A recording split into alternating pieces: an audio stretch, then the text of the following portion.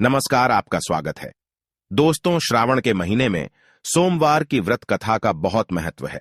यह अत्यंत महान और प्राचीन कथा है, जिसका श्रवण करने मात्र से ही मनुष्य प्राणी पापों से मुक्त होता है। श्रावण सोमवार के दिन इस कथा को जरूर सुनना चाहिए। इस कथा में माता पार्वती और भगवान शिव की कृपा का चमत्कारिक प्रसंग सुनाया गया है। जो भी मनुष्य श्रावण सोमवार का व्रत करके इस कथा को सुनेगा, उसका व्रत सफल हो जाएगा और शिव पार्वती की कृपा उसे प्राप्त होगी।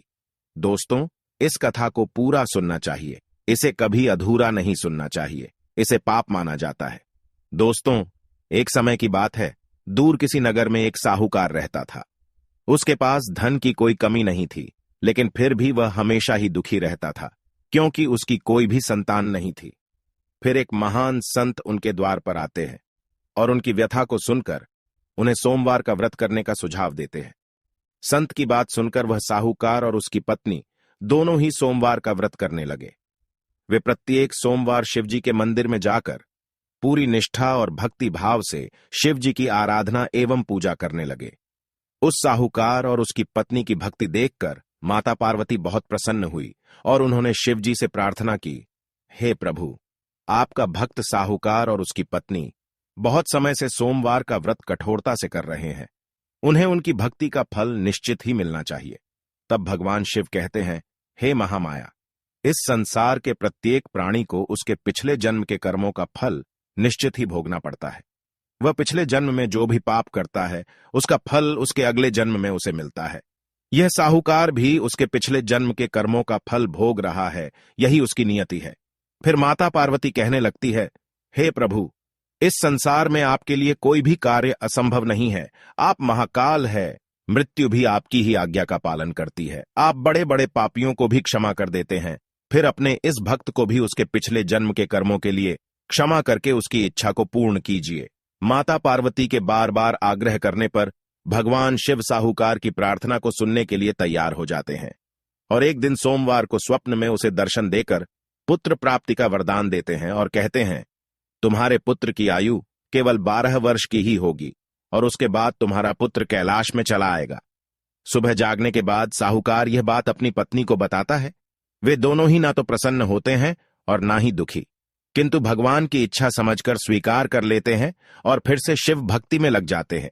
फिर कुछ समय के बाद उस साहूकार को पुत्र रत्न की प्राप्ति हुई, जिससे प्रसन्न होकर साहूकार ने पूरे गांव में धूमधाम से उत्सव मनाया। लेकिन मन ही मन वह जानता था कि उसके पुत्र की आयु पहले ही निश्चित की गई है। कुछ साल बीतने के बाद जब साहूकार का पुत्र 11 साल का हुआ, तो उसने उसे काशी में विद्या ग्रहण करने के लिए भेज दिया। उसे लगा कि वहां के संतों के सानिध्य में रहेगा तो ईश्वर की कृपा होगी। इसीलिए उसने पुत्र के मामा को बुलाकर उसे बहुत सारा धन देकर काशी में पढ़ने के लिए भेज दिया। जाते समय उसने उनसे कहा कि रास्ते में जो भी साधु संत मिले उनकी सेवा करना, दान धर्म करना और जहां भी शिव मठ अथवा मंदिर मिले वहां शिव जी की पूजा करते हुए जाना। और फिर पिता से आज्ञा लेकर वे दोनों काशी की ओर प्रस्थान हुए। काशी के मार्ग पर में उन्हें एक नगर मिला, जहां पर एक राजा की पुत्री का विवाह एक राजकुमार से होने जा रहा था। लेकिन वह राजकुमार एक आंख से काना था। इसी कारण से राजकुमार के पिता ने एक योजना बनाई। वह विवाह के समय अपने पुत्र के स्थान पर किसी सुंदर बालक को बिठा देगा, ताकि राजकुमारी विवाह के लिए इनकार न कर दे। उसी समय वहां पर वह साहूकार का पुत्र और उसका मामा पहुंच गए। उस साहूकार के पुत्र को देखकर उस राजा ने उसे कहा कि तुम मेरे पुत्र के स्थान पर राजकुमारी से विवाह करो और मैं तुम्हें बहुत सारा धन दूंगा। फिर उसने हां कर दी और उसका विवाह राजकुमारी के साथ हो गया। लेकिन उस साहूकार के पुत्र को यह बात बहुत बुरी लगी। इसीलिए उसने राजकुमारी की चुनरी पर लिख दिया कि तुम्हारा विवाह मेरे साथ हुआ है और तुम जिस राजकुमार के साथ जा रही हो वह एक आंख से काना है। मैं तो काशी में पढ़ने के लिए जा रहा था, तो राजा ने मुझे उसके स्थान पर बिठा दिया। साहूकार के पुत्र के जाने के बाद जब राजकुमारी ने यह बात पढ़ी तो वह बहुत क्रोधित हो गई और उसने यह बात अपने पिता को बता दी और उस राजकुमार के साथ जाने से इनकार कर दिया। और फिर वह रोते हुए शिवजी के मंदिर में जाकर शिवजी की पूजा करने लगी। उसने अपने पति को वापस पाने के लिए सोमवार का व्रत करना शुरू कर दिया। दूसरी ओर साहूकार का पुत्र और उसका मामा दोनों काशी में पहुंच गए। वहां पहुंचने के बाद उन्होंने कई साधु संतों की सेवा की और दान धर्म करने लगे। फिर जब साहूकार के पुत्र की आयु 12 वर्ष की हुई तो उसके मामा ने काशी में एक यज्ञ का आयोजन किया और सभी ऋषि मुनियों को निमंत्रण दिया।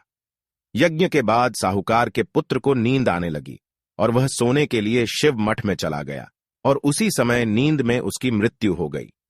जब उसका मामा उसे देखने के लिए अंदर आया तो उसे पता चला कि उसके भांजे की मृत्यु हो चुकी है, जिससे वह बहुत दुखी हुआ, लेकिन वह चुप रहा और उसने सभी ब्राह्मणों और ऋषि मुनियों को दान दक्षिणा करके विदा किया। उसके बाद वह बहुत जोर जोर से विलाप करके रोने लगा और भगवान शिव और माता पार्वती को पुकारने लगा। उसी समय माता पार्वती और भगवान शिव आकाश मार्ग से गुजर रहे थे, तो माता पार्वती ने उसका विलाप सुना तो उन्हें बड़ी दया आ गई। उन्होंने भगवान शिव से उसके दुख दूर करने के लिए कहा तो शिव जी कहने लगे, देवी, यह उसी साहूकार का पुत्र है जिसकी आयु केवल 12 वर्ष की निर्धारित की गई थी।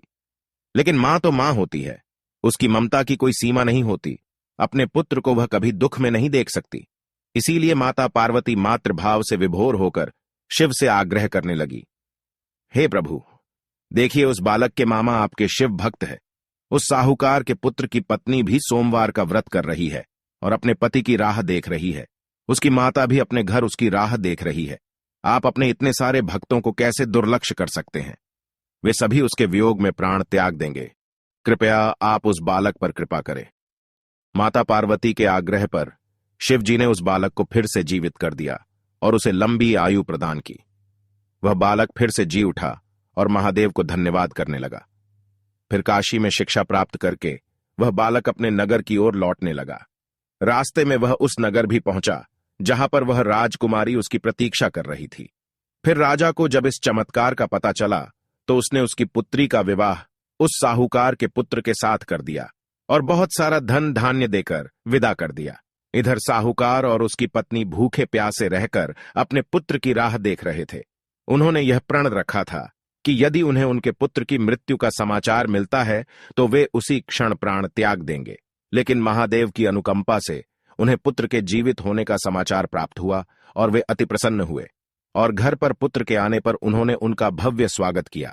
साहूकार ने अपनी बहू का भी स्वागत किया और महादेव के मंदिर में जाकर पूजा अर्चना की। फिर एक दिन साहूकार को स्वप्न में आकर महादेव ने कहा, हे श्रेष्ठी, मैंने तुम्हारे सोमवार के व्रत करने से प्रसन्न होकर तुम्हारे पुत्र को पुनः जीवन दान दिया है। जो भी तुम्हारी इस कथा का श्रवण करेगा उसकी हर मनोकामना पूर्ण होगी और उसे मृत्यु का भय नहीं रहेगा। तो दोस्तों, इस प्रकार से जो भी सोमवार का व्रत रखकर इस महान कथा का श्रवण करता है, शिव जी उसकी इच्छा को निश्चित ही पूर्ण करते हैं। आपको यह कथा कैसी लगी कमेंट करके जरूर बताएं और अपने मित्र परिवार के साथ जरूर शेयर करें और कमेंट में हर हर महादेव जरूर लिखें। साथ ही चैनल को सब्सक्राइब करें। आप सभी का धन्यवाद।